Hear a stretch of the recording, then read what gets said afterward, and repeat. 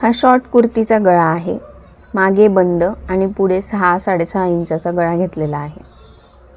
अगदी छान सिंपल अशी डिझाइन आहे, तरी सुद्धा सुंदर दिसते। जेव्हा तुम्हाला शिवणकाम करायचं असतं किंवा तुम्ही शिकताय, तर तेव्हा तुम्हाला पाठ नाही करायचे की हा गळा अशा प्रकारे शिवला होता, नाही तसं नाही करायचं। तुम्हाला तो गळा किंवा एखादी डिझाइन बघितल्यानंतर तुम्हाला स्वतः विचार करायचा आहे की पहिले कुठला पार्ट कापला असेल, मग कसं लावलं असेल, आणि कदाचित तुम्ही हा विचार करतच असाल। या पद्धतीने जर तुम्ही डिझाइन बघून विचार करत असाल, तर तुमचं शिवण नक्की चांगलं होऊ शकतं। फक्त प्रॅक्टिकली जेव्हा तुम्ही ते हातातून शिवता, तेव्हा थोडीशी फिनिशिंग आणण्याचा प्रयत्न त्यामध्ये नक्की करा।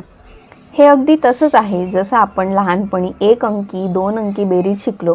आता आपल्याला 10 अंकी जरी बेरीज करायला सांगितली, तरी आपण वही पेन घेऊन ती करू शकतो।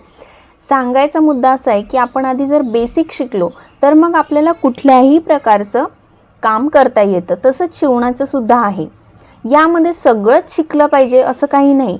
तुम्ही काही गोष्टी बेसिक ज्या असतात त्या शिकून घ्या, आणि मग त्यामध्ये मग आपली कला, आपली विद्या वापरून, आपलं डोकं चालवून आपल्याला बरेच व्हेरिएशन त्याच्यामध्ये करता येतात।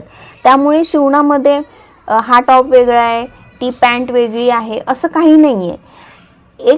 काही गोष्टी असतात ज्या बेसिक सगळीकडे सेम असतात। त्या जर बेसिक गोष्टी तुमच्या एकदा लक्षात आल्या की तुम्हाला एखादं पॅटर्न, एखादा ड्रेस बघितला की लगेच कळतं की हे असं प्रकारे शिवलेलं असेल। त्यामुळे शिवण्यामध्ये जर तुम्ही म्हणाल मी काय शिकू बाबा, भरपूर प्रकार आहेत, तर त्यामध्ये तसं काही नाही। तुम्ही आधी पहिले फक्त आणि फक्त बेसिक शिका, बाकी सगळं तुम्हाला आपोआप जमायला लागेल।